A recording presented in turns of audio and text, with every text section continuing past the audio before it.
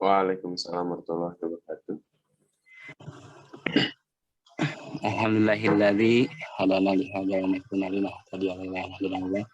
Asyhadu an la ilaha illallah wahdahu la syarikalah wa asyhadu anna Muhammadan abduhu wa rasuluhu la nabiyya ba'dah. Segala puji bagi Allah yang telah memberikan kita karunia nikmat iman dan nikmat Islam yang tidak semua yang diciptakannya makhluk Allah manusia diberikan keimanan. Selain kita yang alhamdulillah yang Allah amanahkan iman tersebut. Nikmat iman, nikmat Islam, nikmat sehat dan panjang umur juga alhamdulillah dengannya kita bisa bersilaturahim kembali di kegiatan pagi ini. Mudah-mudahan ada ilmu yang dapat kita ambil pada kegiatan hari ini. Salawat dan salam saya tercurah kepada junjungan alam Nabi Muhammad SAW, kepada keluarganya, para sahabatnya, para tabi'in, juga kepada kita yang insya Allah setia hingga akhir zaman. Baik Bapak Ibu, para pembelajar, alhamdulillah pagi ini kita akan kembali belajar bersama narasumber kita yaitu Bapak Teddy. Insya Allah kegiatan ini akan dipandu oleh Bapak Ade. Itu kepada Pak Ade, monggo dipersilahkan. Baik Bapak Jamal, jazakallahu khair atas pembukaan acaranya. Baik semuanya teman-teman, bismillahirrahmanirrahim. Assalamualaikum warahmatullahi wabarakatuh. Assalamualaikum warahmatullahi wabarakatuh. Pak Teddy, akhirnya saya berkesempatan juga gitu ya, menemani Bapak gitu. Walaupun dagdikduk juga sempat nge-DM pribadi gitu. Tapi bismillah Pak Teddy, semoga saya bisa menemani Bapak lebih seru dari Bunda semoga. Amin. Bercanda Pak ya. Baik, kemarin kita membahas buku ini dari bab 8 dan bab 14 gitu ya. Dan kita akan beranjak ke bab 9. Di sini judulnya adalah berdoalah niscaya dikabulkan. Al-Mu'min ayat 60, berdoalah kepadaku niscaya akan aku perkenalkan doa kamu. Nah, di sini Pak, yang menarik adalah demikianlah janjinya tiap doa dan akan dikabulkan, cara mengabulkannya yang berbeda-beda. Nah, terkadang manusia yang nggak sabar. Nah, ini dari sudut pandang Pak Teddy seperti apa nih Pak? Oke, kalau bagian ini sih bismillahirrahmanirrahim. Assalamualaikum warahmatullahi wabarakatuh. Waalaikumsalam warahmatullahi wabarakatuh. Allahumma shalli wa sallim ala sayyidina Muhammad wa ala alihi washabihi ajma'in. Bapak Ibu terima kasih ya waktunya pagi-pagi ini ya. Masih berlanjut kita diskusi buku ini. Saya nggak tahu apakah kehadirannya ini sukarela atau terpaksa gitu.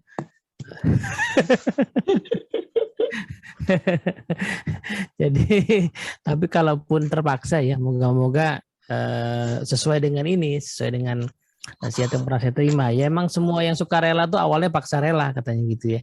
Nah, jadi kalaupun yang kepaksa moga-moga nanti jadi sukarela juga gitu. Nah, tapi yang sudah sukarela ya sambil mengerjakan yang lain karena gini, moga-moga nanti ini pertemuan keempat ya, 4 ya. Nah, bisa ada lebih banyak interaksi gitu ya, Pak Ade ya.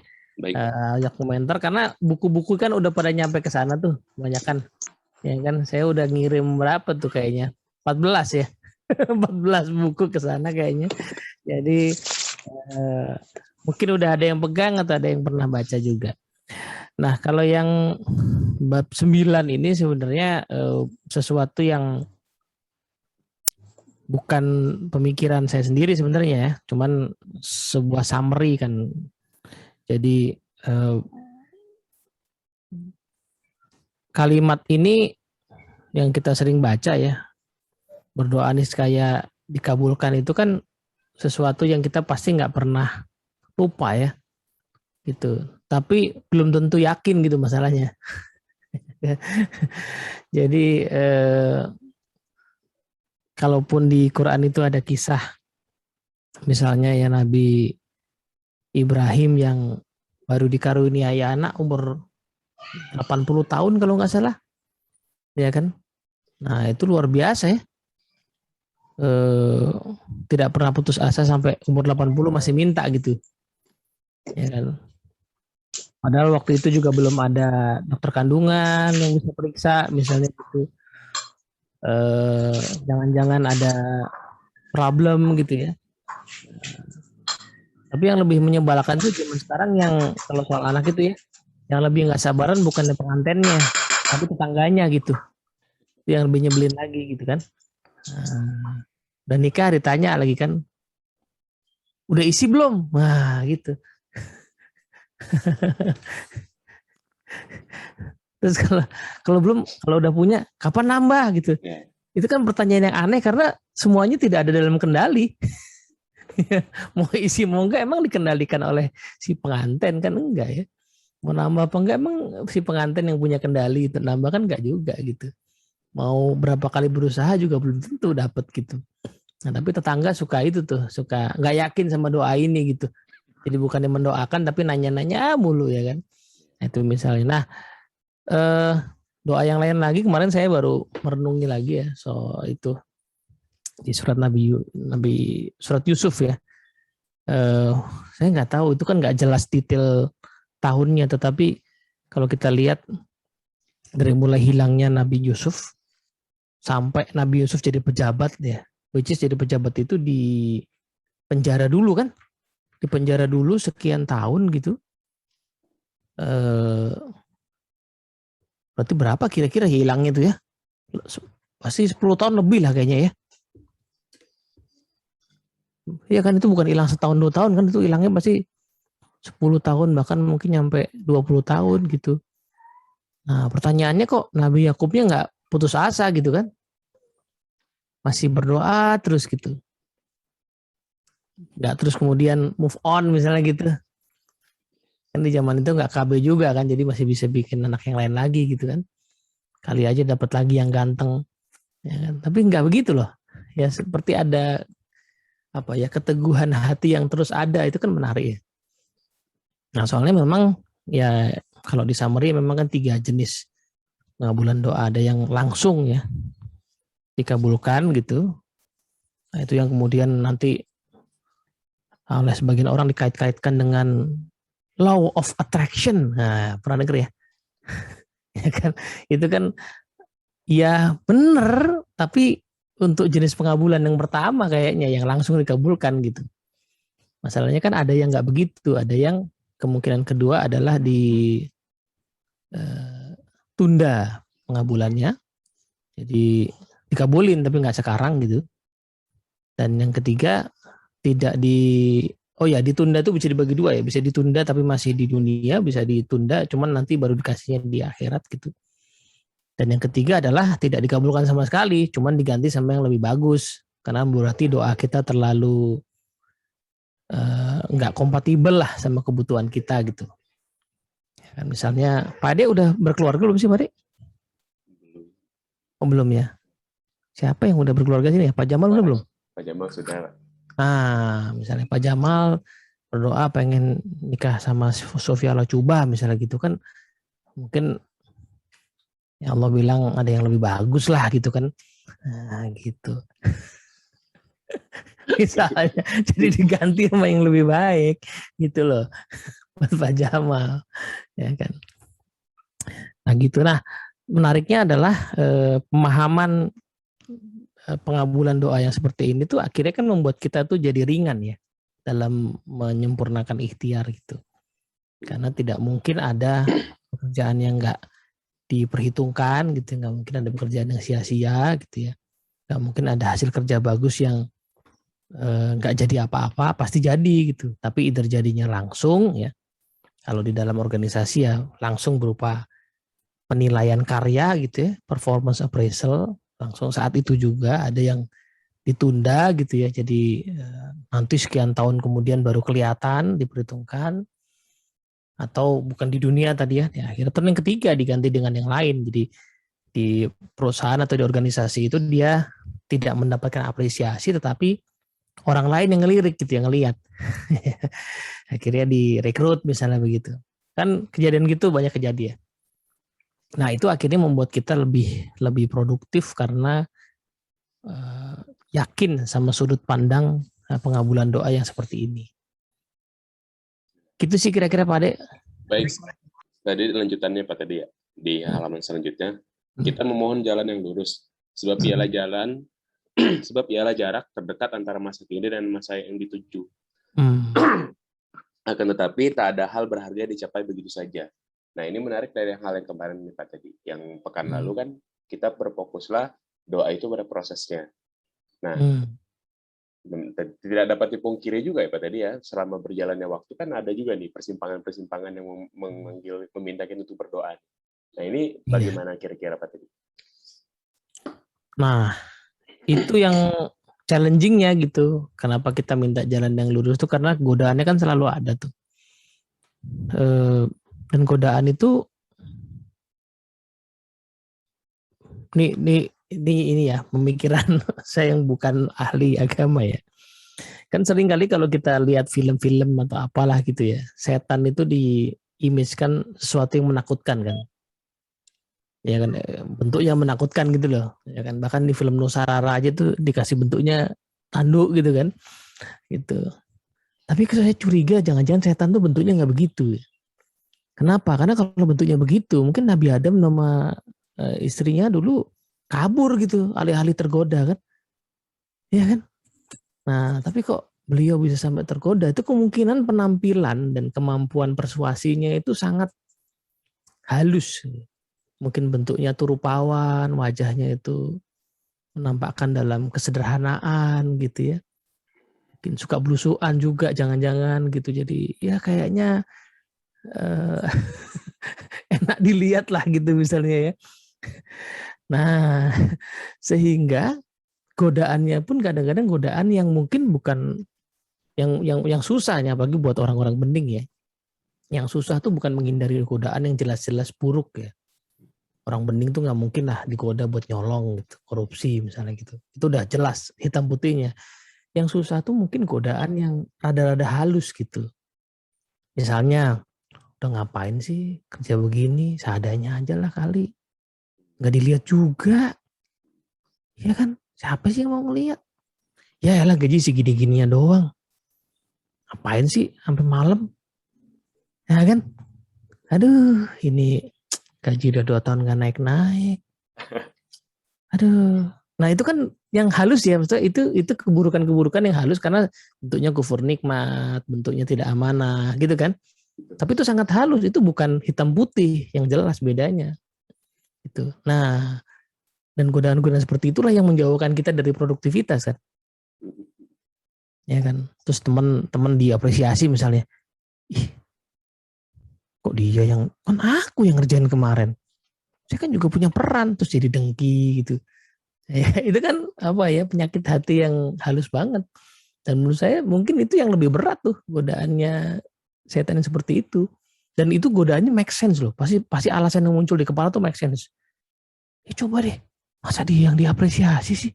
Kan kamu yang kemarin kerja sampai malam gitu. Nah, itu kan pikiran perasaan yang sangat halus sehingga menghindarkan dari produktivitas, bahkan menurunkan produktivitas gitu gara-gara seperti itu. Nah, untuk itulah kita sebenarnya perlu meminta jalan yang lurus gitu. Jalan lurus apa? Jalan yang ya jarak terdekat dari 2 titik gitu. Misalnya apa? Punya tugas dikelarin. Tapi nggak dilihat.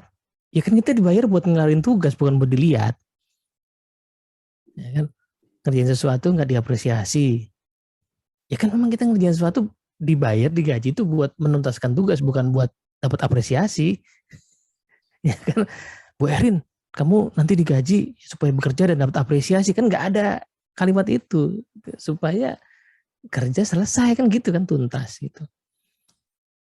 Nah, itu yang kita minta karena tadi godaan itu mungkin halus banget, bentuk kalimat-kalimat, pemikiran-pemikiran yang sangat halus yang kita juga kayaknya logis gitu.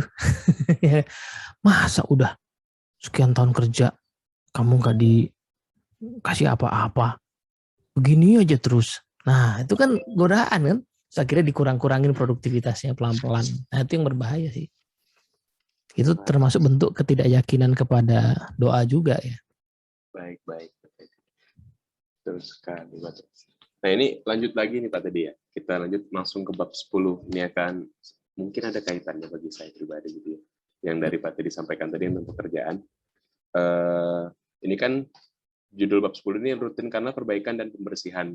Nah, tatkala memang mendapatkan lingkungan pekerjaan seperti itu, apakah pembersihan diri ini termasuk keluar dari zona nyaman itu, Pak Teddy? Sampai kita resign atau apa kayak gitu? Ataukah sampai ke sana pembersihan diri yang dilakukan? Bisa, tapi sebelum ke sana kan bicaranya adalah di sini nih ya. Kalau di bab 10 itu kan kita bicara soal pemperbaikan dan pembersihan, itu cuman isunya soal upgrade ya.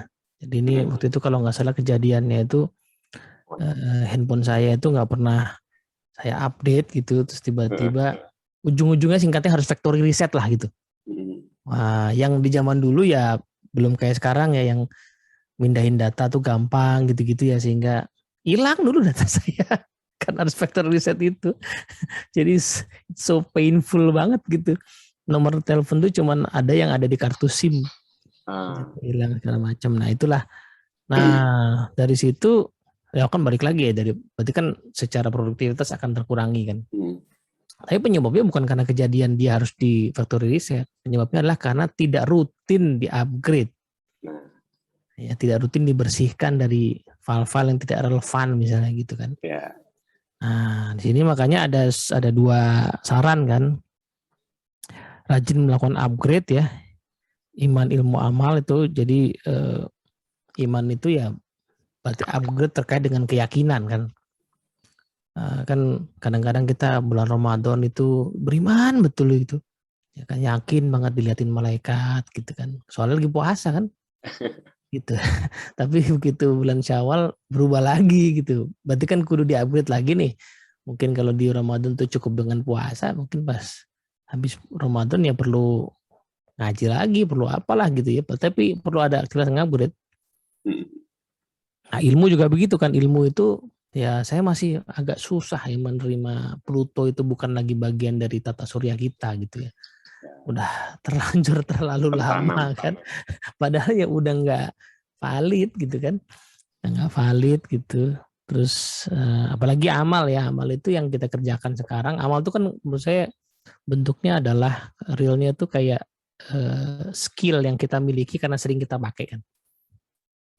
Jadi kalau tahun lalu itu mungkin karena masih agak sering nganggur sehingga hampir tiap pagi itu olahraga gitu ya. Terus bolongnya pas mulai Ramadan kemarin itu kalau nggak salah, jadi bolong banyak. Nah pas naikin laginya kan berat tuh. Jadi untuk mencapai titik yang sama ya, habitnya seperti tahun lalu itu susah bener gitu. Perlu ngupgrade lagi amalnya, soalnya udah downgrade kualitasnya gitu ya. Terus mulai muncullah penyakit-penyakit gitu. Mulai tiba-tiba jadi demam lah macam-macam. Nah itu jadi produktivitas yang menurun itu kadang-kadang bukan karena semata-mata dapat musibah ya, sakit dan sebagainya, tapi mungkin juga karena proses pembersihan dan apa namanya, dan proses upgrade yang kurang. Nah yang kedua kadang-kadang pembersihannya total gitu kan. Nah tadi yang Pak bilang total itu ya mungkin salah satunya ya proses hijrah ya, tadi dibilang itu hijrah kan, keluar dari sebuah organisasi, pindah dari kota lain yang memang sudah sulit untuk kita bisa tetap bagus kalau ada di situ. Ya kan? Saya kenal satu orang direktur pindah ke perusahaan, gajinya di tempat dia pindah itu jauh lebih kecil daripada yang sebelumnya, karena sebelumnya dia di bidang IT perusahaannya, levelnya direktur juga.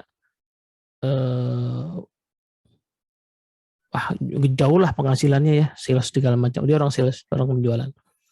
Saya bilang, Pak kenapa pindah gitu? Gak iso Ted, gak bisa Ted. Di sana tuh dunianya terlalu hitam. Jadi di sana itu dia suka nggak suka dia akan menggunakan misalnya dana entertain klien itu untuk membiayai aktivitas entertainment yang ya pasti buruk lah gitu. Ada aja nggak kebayang kayaknya si aktivitasnya apa gitu. Kalau saya sebutin takutnya jadi idenya, jadi kepikiran gitu. Ini pasti buruk lah. Jadi dan nggak mungkin kamu nggak ketemu klien yang minta kayak gitu, Ted. Nggak mungkin. Pasti ada yang minta kayak gitu. Gitu. Ini bukan korupsi ya, bukan ini nggak bukan korupsi dalam arti nyogok gitu, bukan. Ini masih ini sah, dananya dana entertainment, tapi entertainmentnya pasti buat hal-hal yang kayak gitu. Jadi nggak bisa, duniaku terlalu hitam di situ gitu. Nah, akhirnya dia memilih resign dengan gaji yang lebih kecil, dan sekarang sih saya lihat cukup damai lah hidupnya gitu ya, karena yang ini lebih kecil tapi jelas gitu, jelas bersih gitu kata dia. Nah mungkin harus pembersihan total begitu, atau kalaupun nggak sampai begitu ya apa istilahnya tuh, kalau kata Alvin Toffler tuh ada istilah learn, unlearn, relearn. Nah mungkin unlearn itu ya kadang-kadang kita perlu ya mungkin nggak bisa kosong banget, tapi berusaha lah ngosongin dulu segala sesuatu untuk belajar ulang lagi hal itu seolah-olah dari nol, relearn gitu. Nah ini Bu Marti mungkin ngalamin ya. Ini saya belum ngalamin, ini cuma dengar cerita aja. Dulu saya pas masih kuliah ketemu sama dosen yang lagi ngambil S3. Saya tanya, S3 tuh pelajarnya apa sih Bu gitu. Oh justru dari awal Mas katanya gitu. Jadi betul-betul belajar teori dari yang sangat dasar yang dipelajari oleh anak S1, cuman dibongkar dasar-dasarnya gitu. Ya kan, dibongkar dasar-dasarnya. Beda dengan kalau di S1 cuman pengetahuan katanya begitu ya, saya belum ngalamin. Tapi nah itu kan proses unlearn dan relearn ya. Di buku. Nah itu yang diperlukan kadang-kadang gitu ya. Jadi bisa jadi kita tetap ada di satu organisasi atau tempat yang sama, cuman cara kita menjalankan tugas itulah yang barangkali perlu di-upgrade, di factory reset tadi itu ya. Baru bisa produktif lagi gitu. Berarti sumbernya dari kita sendiri dulu gitu Pak yang di-upgrade ya, sebelum masuk pembersih total. Iya. Iya, iya. Baik, Itu kayak Pak, kalau mesin itu kayak ini Mas, namanya Pak ada di carbon clean nih. Sekali kan. Itu kalau mobil suka ada jasanya itu, bengkel khusus ahli carbon clean itu. Jadi mesin itu kan pasti ada apa namanya, karbon halus ya. Tapi nggak langsung kelihatan. Jadi numpuk dia sekian lama gitu. Nah itu nanti ada proses bersih ini itu ada ahlinya kayak gitu. Nah kita mungkin juga begitu, perlu carbon clean gitu. Baik Pak, tadi yang hadir pada pagi ini bukan hanya dari tim Bening saja Pak, tadi ada juga dari orang tua murid dan juga beberapa teman-teman yang saya share juga WA-nya. Kita sapa dulu ya Pak tadi ya, siapa tahu ada yang langsung bertanya gitu ya pada Bunda dan Ayah ataupun teman-teman. Ini ada yang ngechat? Ada ya Pak ya? Ini dari Bu Linda, ini dari tim SMP bertanya Pak Teddy, itu ada kaitannya dengan bab 21 dan bab 22 ya? Ini bahasan yang di bab 9 tadi kayaknya Pak tadi ya? Iya. Langsung kita bahas Pak tadi? Boleh. Ini di bab 21-nya mengerjakan yang tak dibayar. Dan 22-nya meyakini apa yang tak terlihat. Silakan Pak Teddy. Bisa sih, make sense. Kan tadi di bab 9 itu kan kita bicara soal berdoa bisa dikabulkan. Jadi yang kita kerjakan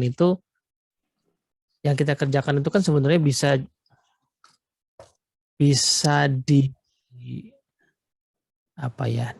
disisipi doa gitu ya. Jadi kadang-kadang di sebuah organisasi itu kita pasti harus ngerjain kerjaan yang sifatnya voluntary, bukan job desk, nggak masuk di KPI, tapi ya perlulah ya ini kegiatan organisasi kita bersama yang tentang ngurusin event atau apa gitu, atau bantuin temen yang melahirkan gitu ya, cuti gitu, bagi-bagi kerjaannya itu kan nggak mesti kemudian itu masuk ke dalam tambahan gaji kita gitu kan. Jadi tapi kan kita bisa aja berdoa ya moga-moga ya nanti kalau dia melahirkan terus anaknya jadi anak soleh, saya ikut nyumbang juga lah gitu ya. Nah, misalnya gitu kesolehannya tuh gara-gara saya pernah bantuin ibunya. Kita boleh aja kan menyisipkan doa itu pas lagi mengerjakan pekerjaan ya supaya sekalian gitu. Nah kalau di bab 21 kan salah satu cara melatih kemampuan ya supaya lebih produktif adalah ngerjain hal-hal yang nggak dibayar gitu, yang voluntary. Karena di situ sebenarnya ada potensi untuk satu eksperimentasi. Karena nggak dibayar kan kita bisa bereksperimentasi, bisa ngusulin hal-hal baru, bisa nyoba-nyoba ya. Yang ngasih kerjaan pun juga mungkin nggak kasih standar terlalu tinggi ya, karena juga nggak dibayar juga nih Pak Ade ya kan. Biarin aja lah dia coba-coba kan gitu kan misalnya. Nah itu salah satu cara yang powerful ya, karena yang saya alami itu antara kita misalnya mimpin di organisasi yang kita dibayar di situ, kita punya wewenang, dengan mimpin di komunitas misalnya, itu kayak beda jauh ya. Belum tentu sih orang yang jago mimpin di organisasi bisa mimpin di komunitas gitu. Bisa mimpin RT misalnya gitu. Yang fully voluntary ya, fully voluntary. Gitu. Nah, tapi karena nanti ada ini di sini saya ngutip kutipannya Pak John Maxwell kan. John Maxwell itu punya beberapa buku yang terkenal tuh yang 21 hukum pemimpinan itu. Yang kutipan yang saya taruh di situ yang dari 21 hukum pemimpinan. Tapi beliau punya satu buku lain judulnya The 5 Levels of Leadership ya, 5 level kepemimpinan. Nah, itu ada beberapa jenis ya penyebab kita tuh diikuti orang. Nah, singkat cerita, saya nggak hafal urutan persisnya, tapi kita bisa diikuti karena dia nyebutnya sebagai production. Production tuh result, hasil yang kita hasilkan. Kalau dipimpin dia tuh keren ya hasilnya ya. Pencapaiannya kok bagus. Nah, terus orang ngikut. Tapi itu masih agak di bawah. Ada yang lebih tinggi lagi adalah kita diikuti orang karena people development. Jadi karena kita ngembangin orang, ngajarin orang, orang senang sama kita, kemudian diikutin kita. Nah, yang paling rendah itu position. Ya, people follow you because of position. Jadi bisa sih kita diikutin orang karena kita punya jabatan gitu. Nah, tapi itu level paling rendah karena pas jabatannya hilang, ya udah hilang juga pengaruhnya. Nah, yang paling tinggi itu ternyata adalah yang disebut sebagai pinnacle atau puncak dari kepemimpinan itu, orang mengikuti kita karena siapa diri kita. Jadi karena sosok, ya karakter yang kita miliki, orang senang kemudian orang ikut. Nah, kayaknya posisi itu hanya mungkin dilatih di organisasi atau di kerjaan-kerjaan yang sifatnya voluntary. Karena disitulah orang akan mengenal kita sebagai orang sebagaimana aslinya. Soalnya nggak ada duitnya. Jadi orang akan ikut karena enak sama dia itu. Baik orangnya, kerjanya oke banget, ya tulus banget. Nah itu kan keluarnya di voluntary ya. Kalau di kantor itu kan kita masih abu-abu ya.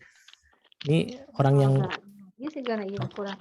yang kerja bagus di kantor itu apakah karena memang dia bagus beneran atau karena ada unsur bayaran gitu atau gaji di situ.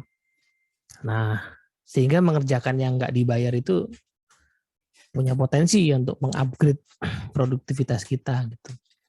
Nah, dikaitkan sama yang 9, kalau dapat kesempatan begitu, minimal kita bisa nyisipin doa nih. Ya Allah, ini kan kerjaannya nggak dibayar ya Allah ya. Mau dijadikan amalan saya gitu ya Allah ya. Mohon diperhitungkan ini sebagai amalan saya gitu. Udah nggak dibayar, kemungkinan nggak dilihat juga ya Allah. Ini cuman beres-beresin file begini kan nggak dilihat juga gitu ya. Tapi ya Allah, moga-moga ini jadi tabungan amal saya lah gitu. Ya saya ikhlasin deh nih kerjaan ini.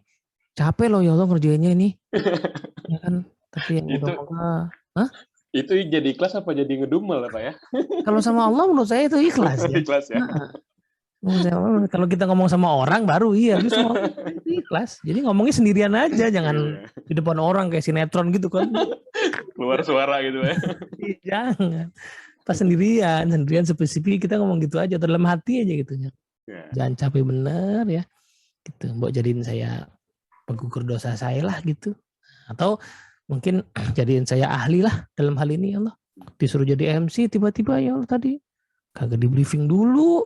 Aduh. Ya moga-moga nanti sambil saya bisa jadi MC kondang misalnya atau punya keahlian jadi MC ya Allah. Nah kan boleh-boleh aja. Kita kaitin ya. Amin. Langsung aminin Pak ya. Langsung diamin. Baik, itu terima kasih Bu Linda ya. Jadi ada kaitan memang. Dan bagi teman-teman yang lain, mungkin ingin ada yang ditanyakan. Oh ya, langsung dijawab. Jazakallah Pak dari Bu Lindanya. Ada yang lain mungkin teman-teman? Sebelum kita beranjak ke bab selanjutnya. Baiklah, kalau gitu kita langsung beranjak ke bab 11 dulu Pak Teddy. Nah ini katakan iya, katakan tidak, gitu ya. Itu ini nih Pak Teddy yang kemarin agak bingung nggak?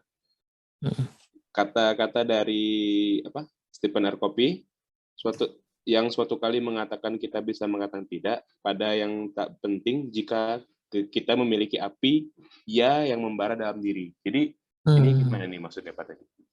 Ini bahasa Indonesia emang problematik terjemahannya ya. Ya, ya.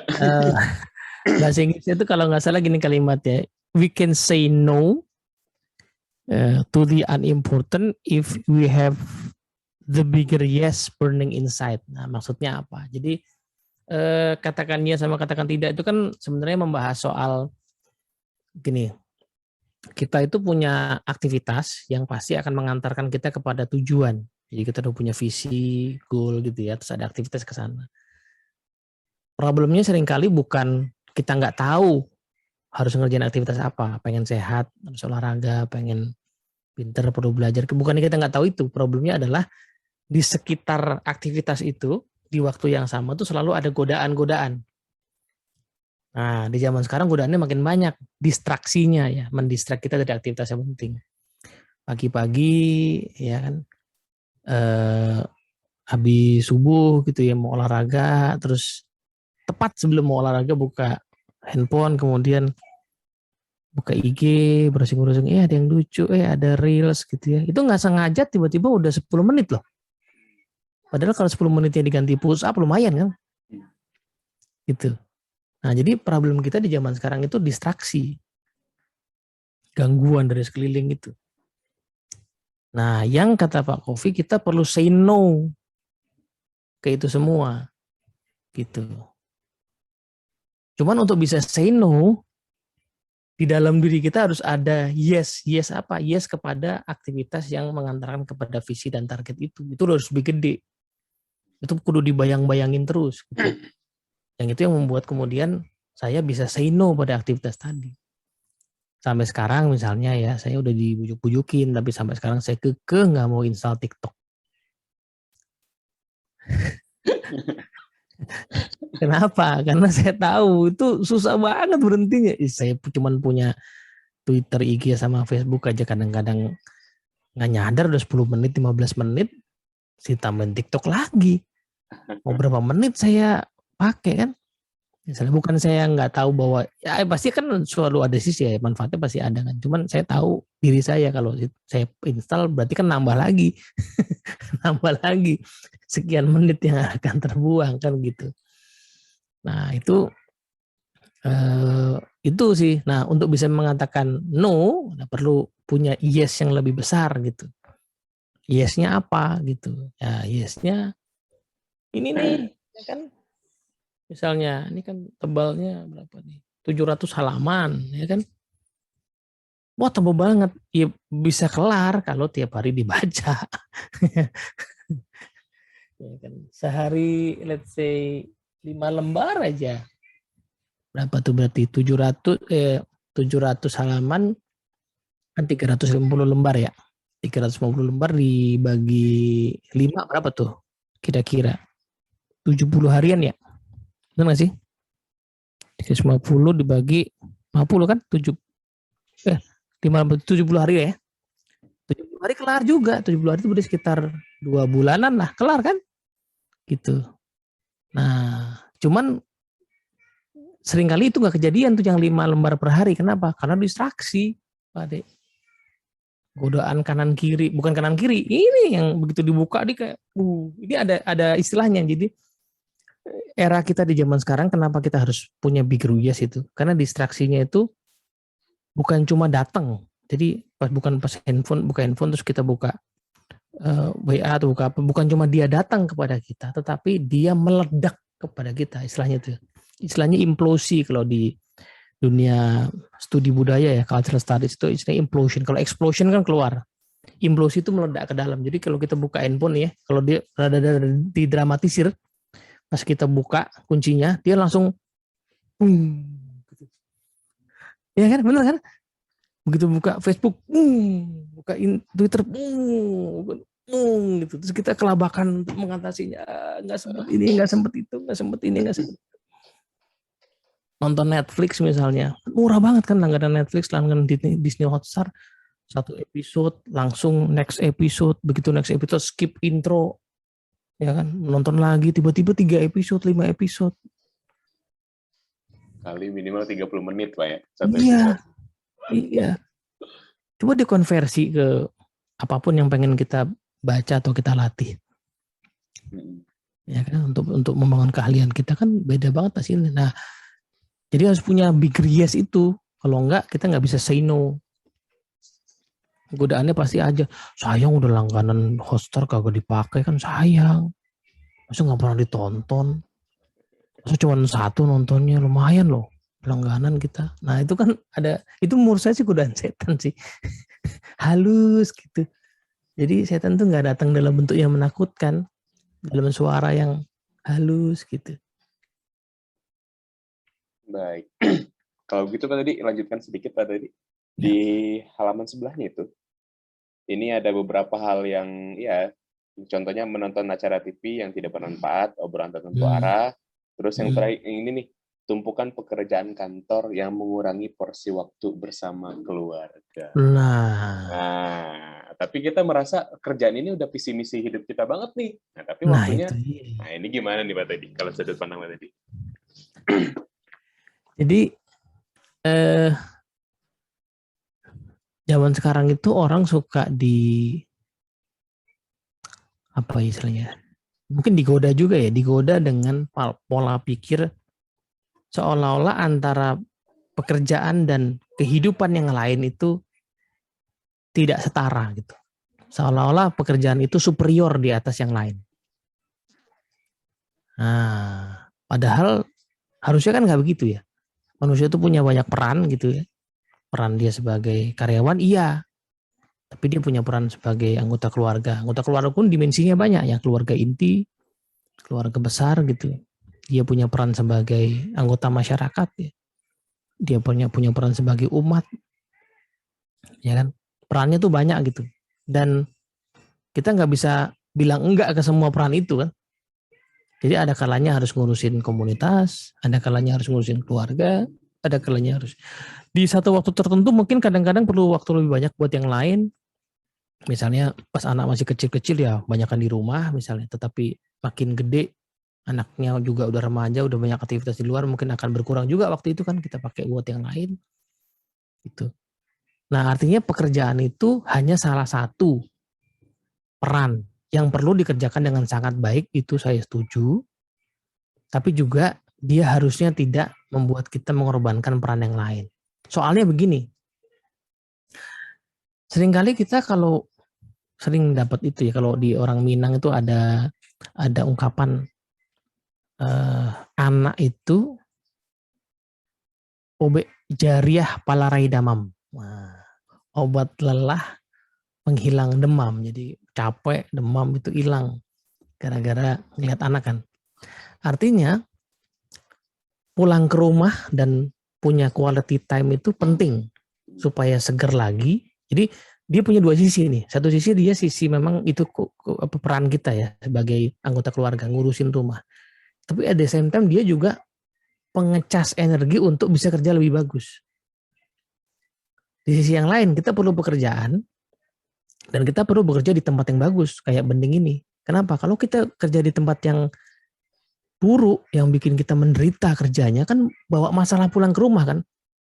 Buka cemberut, ngomel. Kenapa? Karena kita ada kerja di tempat pekerjaan yang buruk. So kita harus nyari tempat kerjaan yang bagus juga. Tempat kita bisa optimal ya. Bukan cuma bawa penghasilan yang baik, tetapi juga bawa energi untuk dibawa pulang. Karena, wah aku sekolah di sekolah ini tuh teman-teman, kerja di sekolah itu teman-temannya oke banget. Jadi meskipun capek, tapi pulang bawa energi. Jadi dua sisi ini kan nggak bisa dipisahin. Belum yang lain tuh, belum saya tuh misalnya tergabung di komunitas, di aktivitas masyarakat. Di situ saya ngerjain sesuatu, tapi at the same time saya juga dapetin energi kan. Karena kadang-kadang saya ketemu orang baik gitu yang nggak ada di kantor, nggak ada di rumah, adanya di sana, dan saya dapat sih dari orang itu, gitu. Jadi semua tempat ini perlu punya porsinya. Nah, cuman untuk bisa ya, apa istilahnya mengatakan misalnya ya, aduh maaf, saya nggak bisa ikutan meeting Zoom malam ini. Soalnya saya ada pengajian, itu butuh keberanian. Ya kan?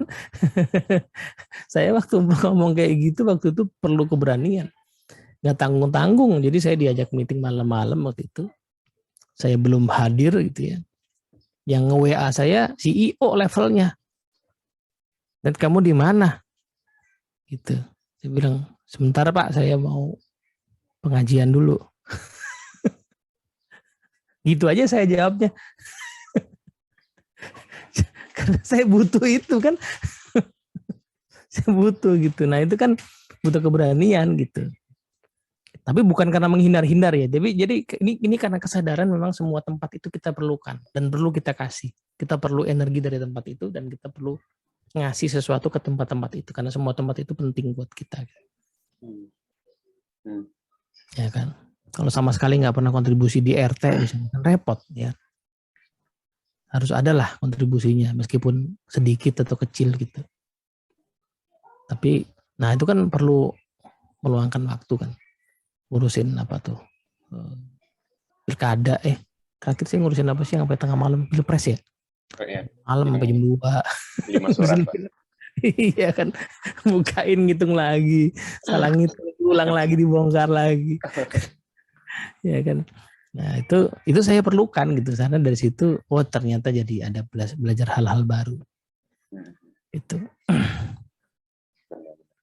Ya banyak hal juga ya yang kita dapatkan dari kiri kanan rumah kita ini gitu Pak. Nah iya betul. Dan itu butuh semua gitu kita butuh semua dan semua tempat itu juga mungkin butuh kita juga. Iya. Jadi kalau lagi tiba-tiba siang ada di rumah tuh Pak, pertanyaan tetangga yang muncul pertama tuh libur adek. Libur adek. Iya benar. Kemarin saya juga gitu. Saya kemarin lalu saya jalan pagi agak siangan, jalan paginya jam 7:30 gitu. Tetangga bilang, wah iya 2 hari lalu berarti hari Jumat ya. Terus dia bilang, gak kerja Mas gitu. Kerja Pak gitu. Oh siangan berangkatnya, kan di rumah. Oh iya ya gitu. Siap. Beliau berpikirnya kerja tuh mesti keluar gitu. Seperti itu. Baiklah, nggak tahu kita di rumah lebih keras kerjanya. Padahal mah.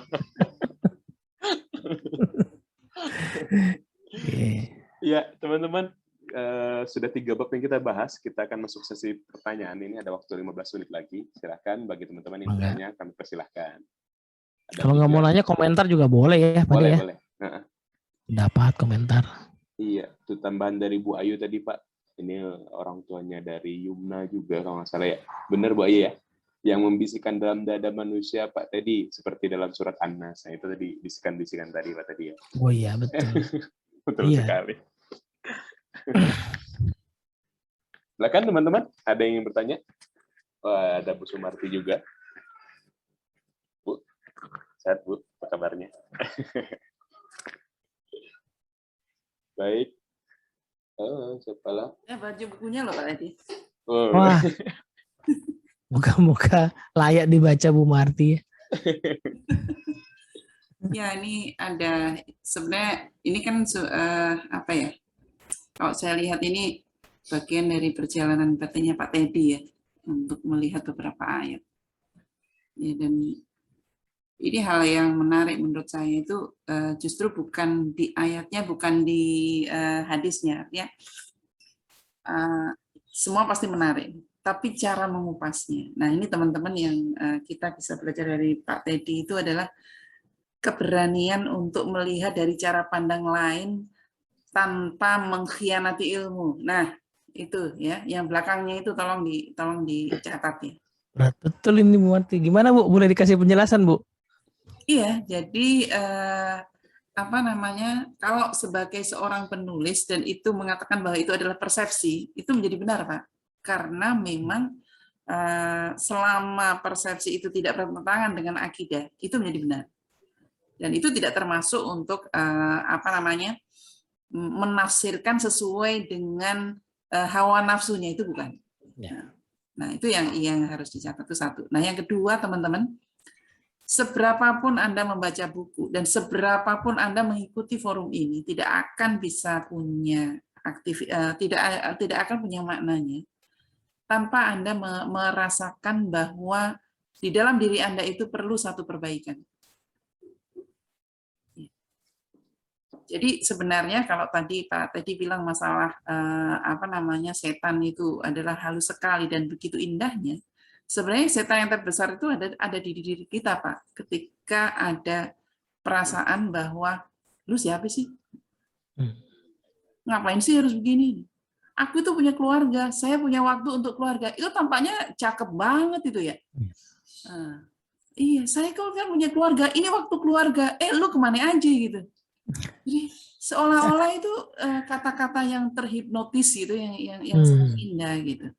Itu satu. Nah yang kedua Pak Teddy, ada satu hal ya. Saya kemarin terus terang dari siang sampai malam itu saya tergelitik dengan salah satu tulisan di grup orang tua tentang child free. Bahwa padahal itu saya sudah lama ya, dan banyak sekali teman-teman dekat saya yang memilih itu gitu. Nikah sih nikah, tapi untuk punya anak ntar gitu. Jadi child free yang lagi rame Iya. Ini kan anak-anak muda kita kan semua banyak ini. Dan ini bukan hanya orang-orang yang tidak kenal Islam loh, Pak. Yang kenal Islam juga banyak gitu. Karena setelah saya lihat-lihat bisa jadi karena kita selama ini menjadi orang tua atau menjadi guru itu nggak ikhlas gitu, Pak tadi. Sehingga orang itu melihat keribetan kita. Sehingga kita menjadi istri itu soal istri itu ya kayaknya ditindas banget sama suami, harus ini kayak gitu. Nah, jadi saya jadi ingat kemarin itu pertanyaan dari kakak saya yang sulung, anak saya yang sulung. Umi punya anak itu ribet ya. Terus saya bilang, Kak punya anak 1 sama punya anak 4 tuh sama Kak, saya bilang gitu. Kenapa? Kan punya anak nggak bareng-bareng. Oh iya ya. Nah, gitu. Jadi bisa jadi karena sikap kita yang maunya sih ekspresif, tapi menurut saya itu menjadi impresif. Nah, apa kaitannya dengan bukunya Pak Teddy? Pak Teddy ini saya melihat ini adalah bukunya impresif, bukan ekspresif, Pak.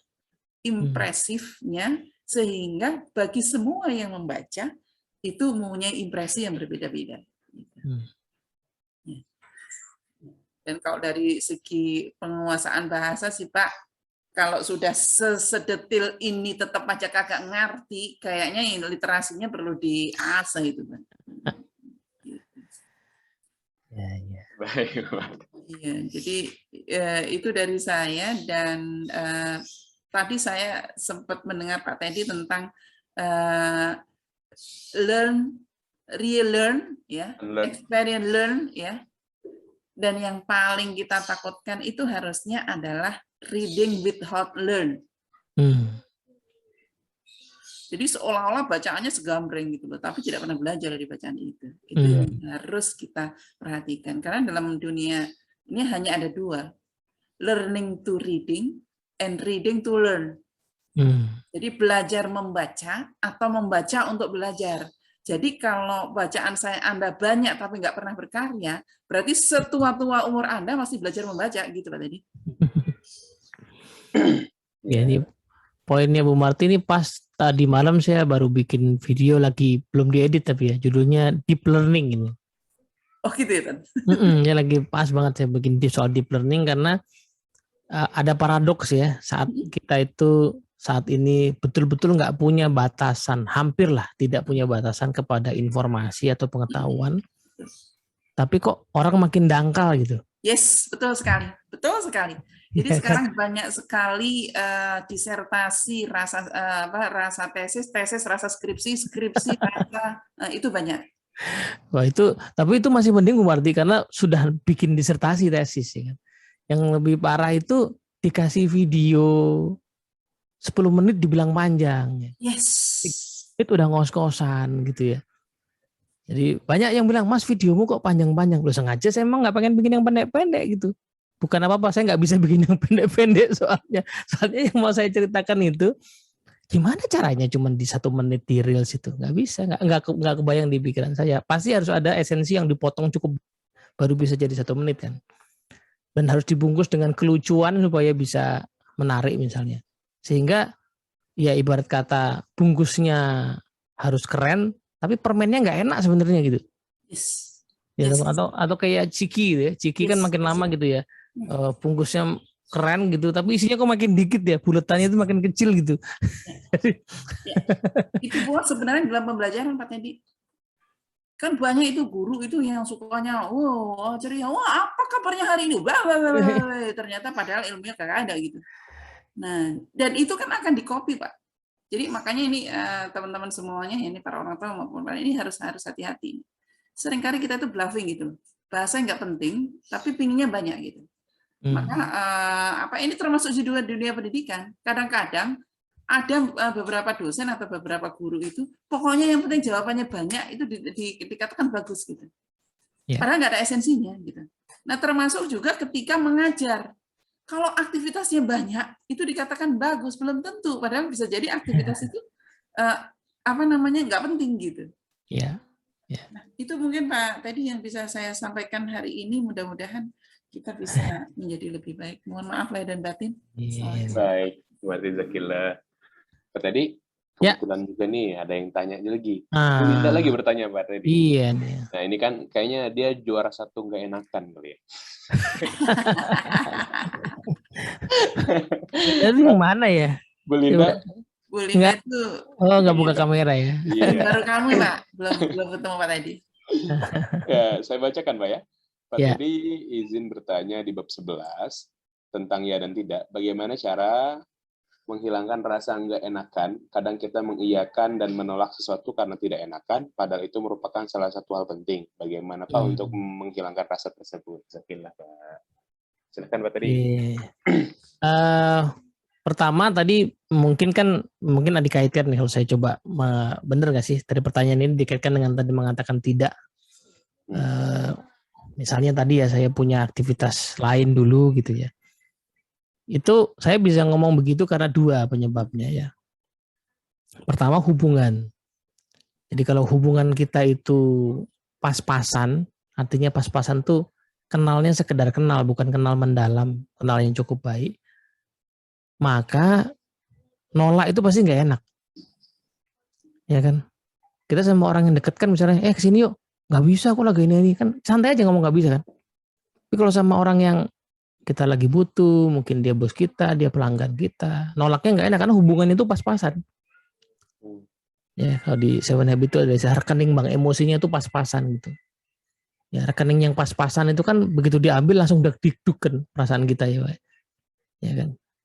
Diambil 100.000 gitu, tinggal 50.000 kan deg-deg tuh. Tanggal masih jauh, ya kan. Tapi kalau tabungannya let's say anggaplah 100 juta diambil 100.000 kan kayak bersin doang, gitu kan. Nah, hubungan kita juga begitu. Kalau hubungan kita sama orang itu trust-nya ya, kedekatannya itu pas-pasan, maka pas kita lagi butuh tadi tuh, saya butuh buat ngerjain ini dulu, saya mau izin nih, nggak bisa ikutan. Itu susah ngomongnya. Jadi memang ini efek jangka panjang ya Bu Linda. Kita perlu bangun hubungan yang cukup baik dulu, itu basis yang pertama. Basis yang kedua, kita perlu bikin orang tahu bahwa kalau saya bilang iya, maka saya iya, kalau tidak, maka tidak. Jadi kalau si Teddy bilang nggak bisa datang, itu pasti karena ada yang penting, bukan karena dia madol. Bukan karena dia pengen menghindar. Nah, kalau orang ragu-ragu dengan integritas kita, memang agak susah. Tapi kalau orang tahu integritas kita, bahwa si Teddy kalau bilang iya tuh pasti iya, kalau bilang enggak tuh pasti enggak.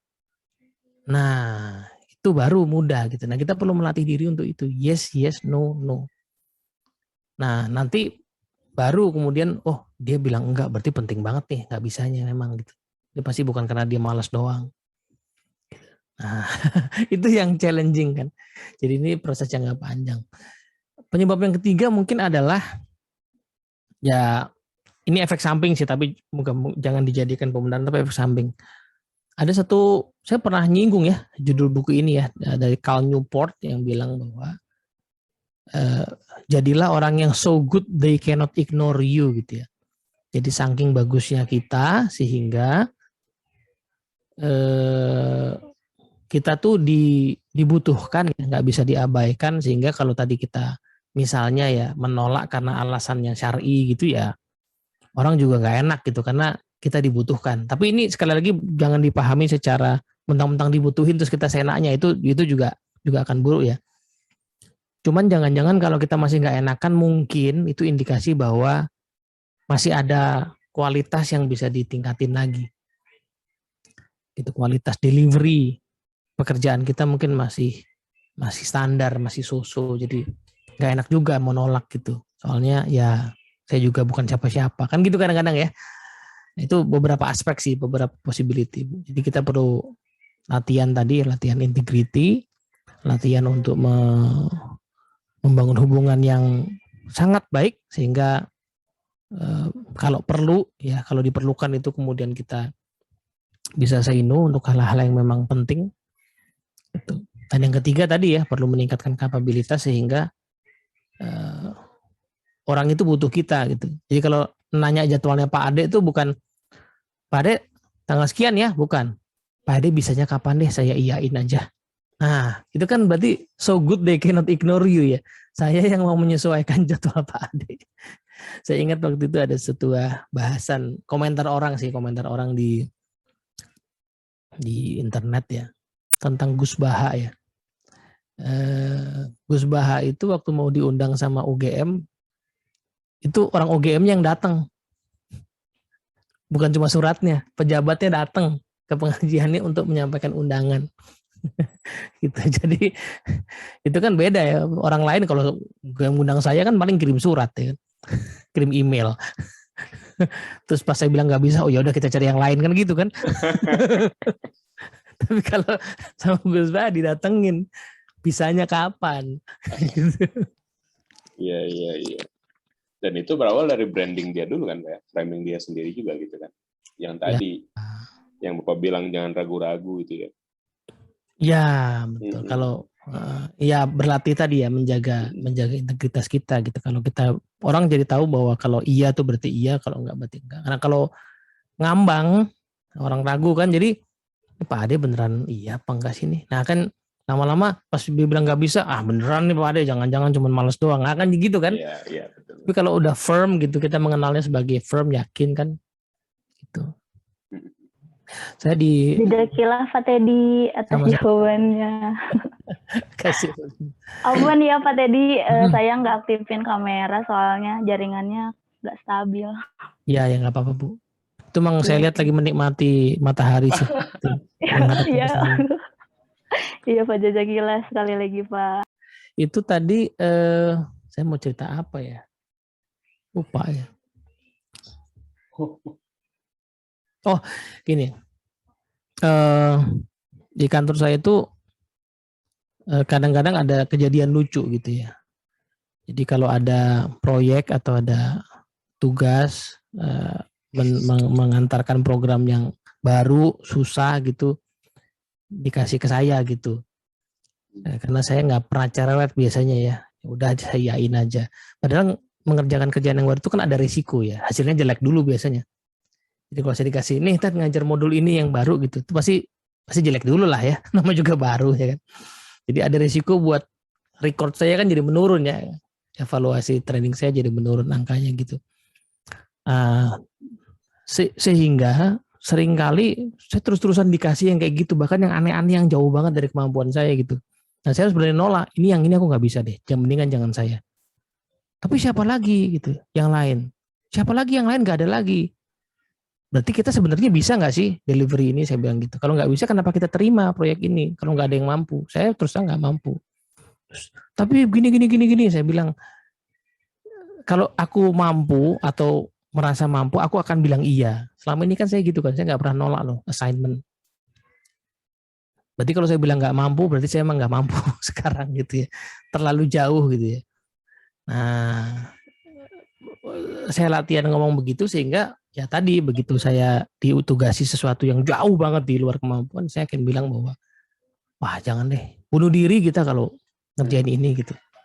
Ya kan, ibarat kata kontraktor level rumah bangun komplek gitu, tiba-tiba pengen bangun jembatan gitu, nggak punya kapabilitas, pasti bunuh diri itu. Nah belum nyampe. Nah itu ya dan tidaknya kan karena punya tadi ya integritas untuk orang jelas sama standpoint kita. Begitu Pak Ade, boleh enggak? Iya, Udah jam 7 aja Pak tadi. Yes. Ini saya sedikit ngambil yang terakhir Pak tadi ya, yang halaman terakhir mau beranjak halaman 12 maksudnya, halaman terakhir 11 bahasan kita. Itu ada quotes-nya, insan produktif adalah mereka yang gemar mengisi pikirannya dengan kalimat-kalimat yang baik. Kalau dianalogikan, kita itu bagaikan wadah, teko.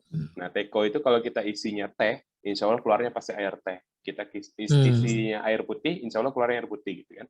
Jadi kalau kita mengisi pikiran kita dengan kalimat yang baik, maka ucapan yang baik pula yang akan muncul dari mulut kita seperti itu, dan tindakan ataupun tingkah laku.